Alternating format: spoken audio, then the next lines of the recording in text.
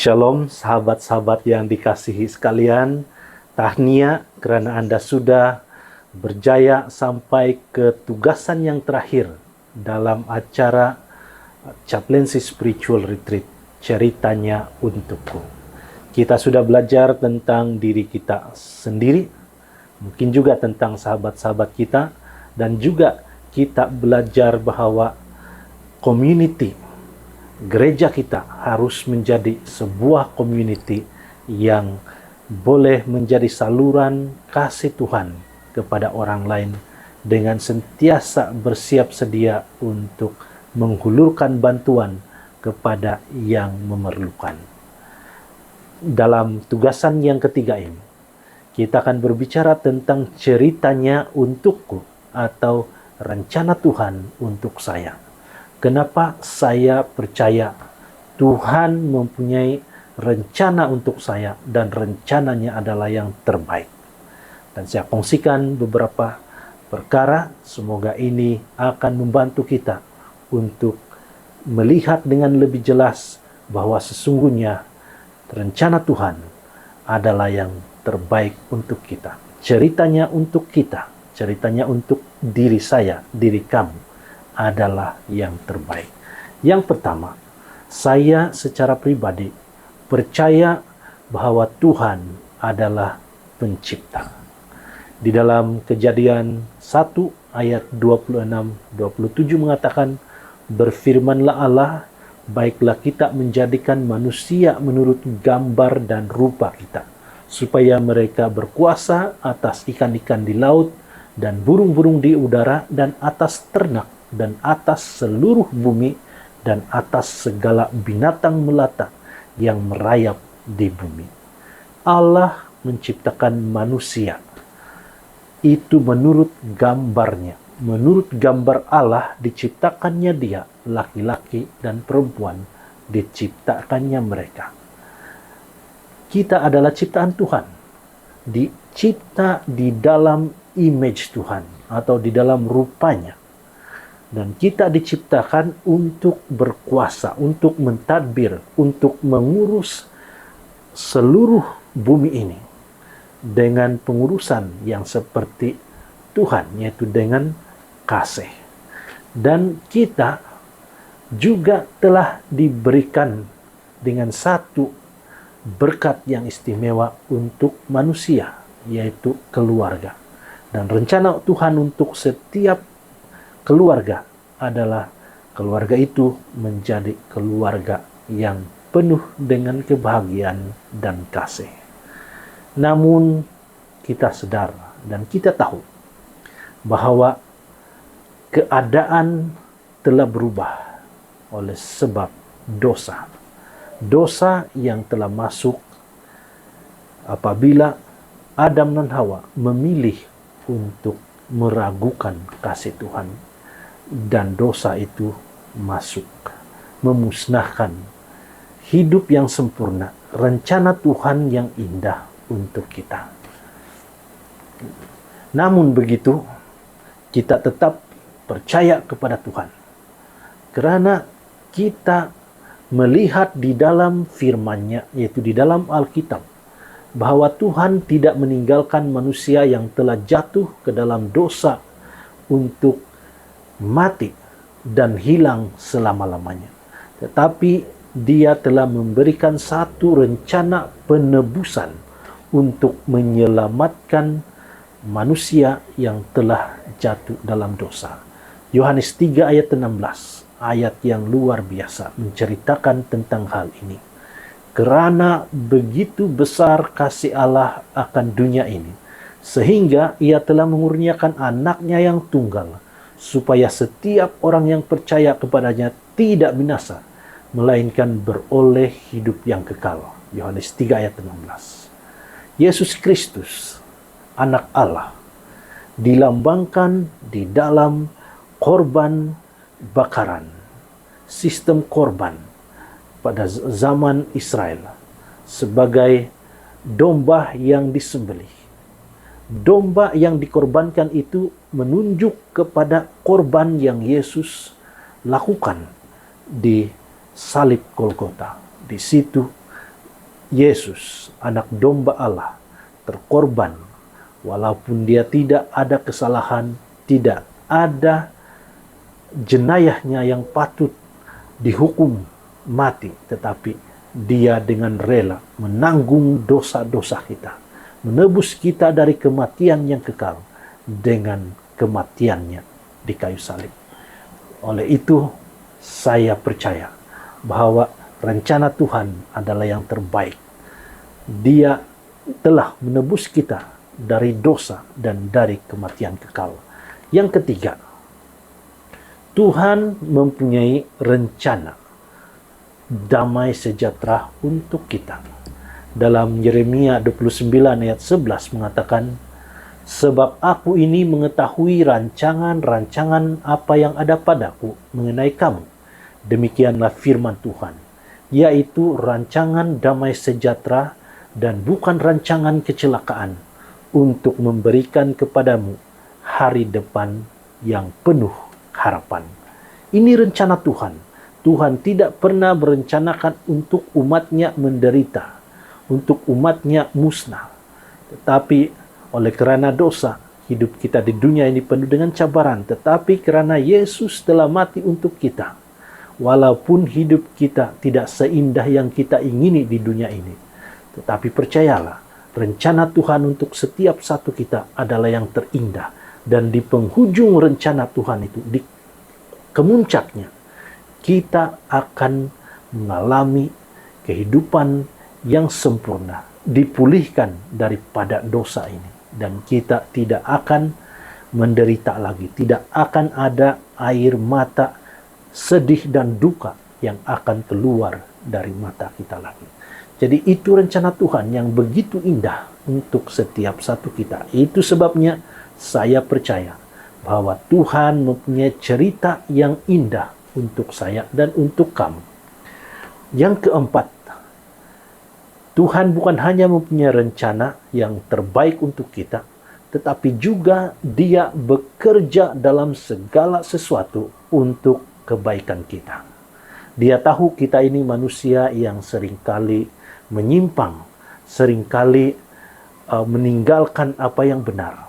Dan kita tersalah pilih dalam pilihan-pilihan dalam kehidupan kita. Dan dalam setiap perkara ini, Tuhan sentiasa berusaha dalam segala sesuatu itu untuk memimpin kita kembali kepada jalannya, kepada rencananya, kepada cerita yang telah Dia sediakan untuk kita. Dia tidak memaksa, tapi Dia tidak pernah berhenti untuk bekerja, memberikan yang terbaik bagi kita. Mungkin kita gagal hari ini, mungkin kita mengecewakan Tuhan hari ini, mungkin kita telah mengecewakan ibu bapa kita di masa yang lalu. Tetapi tidak semestinya kita akan terus hidup sebagai orang yang mengecewakan Tuhan dan orang lain. Tetapi kita akan dipimpin oleh Tuhan dengan penuh sabar, dengan penuh kasih. Dia akan membuat kita memahami bahwa rencananya adalah yang terbaik untuk setiap satu kita. Dalam Roma 8 ayat 28, satu ayat yang sangat saya gemari. Ini berkata, kita tahu sekarang bahwa Allah turut bekerja dalam segala sesuatu untuk mendatangkan kebaikan bagi mereka yang mengasihi Dia, yaitu bagi mereka yang terpanggil sesuai dengan rencana Allah. Roma 8 ayat 28, satu ayat yang memberikan keyakinan kepada kita bahwa Tuhan bekerja keras di setiap saat kehidupan kita untuk memimpin kita kembali kepadanya. Yang kelima, Dia pasti akan menepati janjinya. Tuhan memberikan banyak janji, termasuklah apa yang sudah kita ketahui.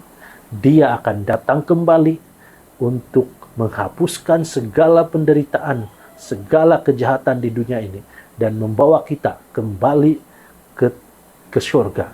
Dan Dia akan memperbaharui dunia ini menjadi bumi yang baru, yang tidak ada lagi kesengsaraan, tidak ada lagi dosa. Dan di situ kita akan tinggal bersama dengan Yesus untuk selama-lamanya. Janjinya itu pasti dan Dia pasti akan menepatinya sesuai dengan rencana dan masanya yang terbaik. Dalam 2 Petrus 3 ayat 9 menyatakan ini, Tuhan tidak lalai menepati janjinya. Sekalipun ada orang yang menganggapnya sebagai kelalaian, tetapi Ia sabar terhadap kamu, karena Ia menghendaki supaya jangan ada yang binasa, melainkan supaya semua orang berbalik dan bertobat. Jadi 5 perkara ini memberi kita keyakinan bahwa Tuhan mempunyai ceritanya untuk satu persatu kita. Tuhan mempunyai rencana yang terbaik untuk saya dan kamu. Dan itu yang terbaik. Sekarang persoalannya adalah apa yang saya harus lakukan supaya saya dapat mengikut rencana Tuhan. Kita tahu kita manusia suka mencari jalan sendiri. Dan persoalan yang sangat penting ini mengingatkan kita bahwa bagaimana supaya kita tidak menyimpang dari rencana Tuhan untuk hidup kita. Dalam Yohanes 15 ayat 4 menyatakan seperti ini. Ini kata-kata Yesus sendiri, jaminan untuk kita, nasihat untuk kita. Dia katakan, tinggallah di dalam aku dan aku di dalam kamu. Sama seperti ranting tidak dapat berbuah dari dirinya sendiri kalau ia tidak tinggal pada pokok anggur. Demikian juga kamu tidak berbuah jikalau kamu tidak tinggal di dalam aku. Nah, persoalan yang berikutnya, bagaimana saya boleh tinggal di dalam Yesus? Dan ini adalah soalan yang sangat penting, dan kita memerlukan jawaban yang praktikal yang boleh kita lakukan supaya kita tetap tinggal di dalam Yesus. Dan mungkin kamu akan heran, ini bukan rahasia, ini adalah apa yang seharusnya kita lakukan, karena Tuhan sudah memberikan langkah-langkah ini atau cara-cara ini untuk kita stay atau untuk kita tinggal di dalam Yesus. Yang pertama adalah doa. Doa adalah cara berkomunikasi dengan Tuhan. Dan walaupun dunia sekarang semakin canggih, tidak ada cara berkomunikasi yang lebih berkesan daripada doa. Lebih cepat dari apapun jenis komunikasi yang ada sekarang. Doa adalah cara kita berbicara kepada Tuhan, meluahkan segala apa yang kita rasakan, meminta kepadanya. Juga apapun yang ada di pikiran kita, kita boleh katakan kepada Tuhan, berkomunikasi dengan Dia di dalam doa. Jadi berdoalah. Alkitab mengatakan, tetaplah berdoa. Saudara dan saudari, selain daripada berdoa, kita juga boleh tinggal di dalam Tuhan dengan menambah kepada doa itu belajar firman Tuhan. Jarang sekali kita mendapat mukjizat Tuhan berbicara secara langsung kepada diri kita. Tetapi firman Tuhan, yaitu Alkitab, yang dimana tertulisnya kata-kata Tuhan, firman Tuhan, itu adalah yang cara Tuhan untuk berkomunikasi dengan kita, mengatakan sesuatu kepada kita, menyatakan kehendaknya, rencananya untuk kita. Oleh itu pelajari firman Tuhan dalam kesempatan yang ada. Baca Alkitab, pelajari Alkitab, dengar orang yang pakar dalam Alkitab memberikan pelajaran, menjelaskan Alkitab itu pada kita, dan kita pasti akan mempelajari sesuatu yang baru setiap kali kita belajar atau mendengar dari firman Tuhan. Dan melalui doa kita berbicara kepada Tuhan, dan melalui belajar firman Tuhan, Tuhan berbicara kepada kita. Dan ditambah kepada itu adalah meditasi. Meditasi adalah sesuatu yang kita lakukan apabila kita sudah membaca firman Tuhan, apabila kita sudah mendengar sesuatu dari firman Tuhan. Kita berhenti sejenak, melupakan segala urusan kita, segala pekerjaan maupun pelajaran kita, masalah kita, dan memikirkan, merenungkan firman Tuhan itu. Dan kita boleh menggunakan saat yang tenang ini untuk berkata kepada Tuhan, Tuhan berbicaralah padaku. Ini waktu untuk kita mendengar suara Tuhan. Ini waktu untuk kita mencerna dan mengalami sendiri firman Tuhan yang sudah kita pelajari. Setelah setelah meditasi itu kita amalkan, kita juga menambahnya dengan menurut kehendak Tuhan Roh Kudus. Nah, Roh Kudus adalah Tuhan yang akan memberi kita kuasa. Roh Kudus akan memberi kita petunjuk. Roh Kudus akan membantu kita untuk mengubah kehidupan kita. Roh Kudus akan memimpin kita pada jalan yang benar. Kita perlu belajar untuk merendahkan diri di hadapan Tuhan dan menyatakan kepada Tuhan, biarlah Roh Kudus berkuasa sepenuhnya dalam hidupku. Roh Kudus, curahkanlah ke dalam hidupku, dan biarlah saya hidup oleh roh dan bukannya oleh keinginan daging saya sendiri. Biarlah Tuhan berkuasa, dan kita belajar setiap hari untuk menuruti bisikan Roh Kudus itu. Dan seterusnya, kita tidak boleh menyimpan segala pengalaman manis bersama dengan Tuhan, pengetahuan yang luar biasa bersama dengan Tuhan ini. Kita perlu untuk melayani. Kita perlu untuk pergi berkongsi dengan orang lain tentang kasih Tuhan. Dan itu kita lakukan melalui kehidupan sehari-hari kita. Mungkin kita tidak pandai berkata-kata, tetapi kita boleh melakukan sesuatu yang menggambarkan kasih Tuhan itu kepada orang lain. Kita boleh melakukan sesuatu. Dalam tema gereja kita untuk 5 tahun akan datang ini, I will go. Kita sahut tema ini. Tuhan, utuslah aku. Saya akan pergi kemanapun Engkau memimpin aku.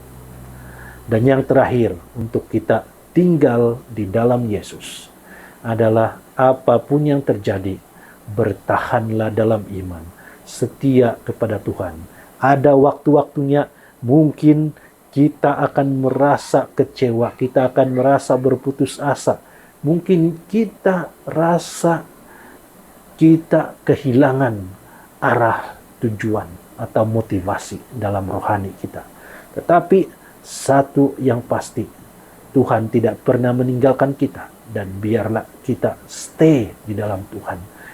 Pada waktunya Tuhan akan membuat kita mengerti. Tuhan akan memberikan kita sinar di ujung terowong yang gelap. Teruslah berjalan bersama dengan Dia, walau apapun yang terjadi dalam hidup. Apa yang hendak Anda lakukan dengan hidup Anda?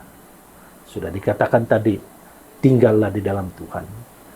Dan itu bukan bermaksud kita tidak aktif.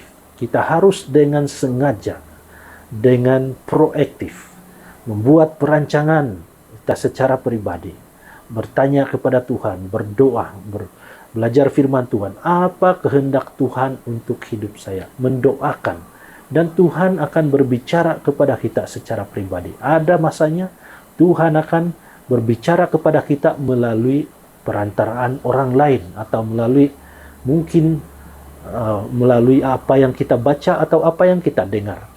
Dan Tuhan mempunyai banyak cara untuk menjadikan kehendaknya dalam hidup kita. Minta pimpinan Roh Kudus untuk membuat keputusan yang terbaik setiap hari. Mintalah kekuatan untuk memelihara komitmen kita kepada Tuhan. Dan seterusnya, saudara dan saudari, bertumbuhlah dan berbuahlah dalam Tuhan. Dan hidup kita ini menjadi satu pelayanan kemanapun kita pergi. Saya ingin akhiri dengan ayat dalam Galatia 5 ayat 22 dan 23. Tetapi buah roh ialah kasih, sukacita, damai sejahtera, kesabaran, kemurahan, kebaikan, kesetiaan, kelemah lembutan, penguasaan diri.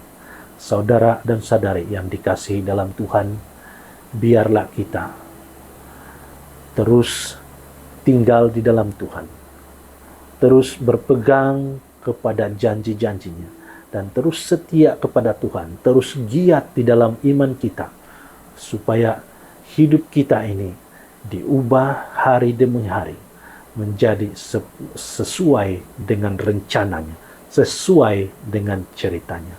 Dan cerita kita ini menjadi cerita Tuhan untuk kita. Terima kasih karena sudah mengikuti Chaplaincy Spiritual Retreat ini hingga ke akhirnya. Tuhan berjalan bersama dengan Anda dalam setiap langkah hidupmu. Tuhan memberkati. Amin.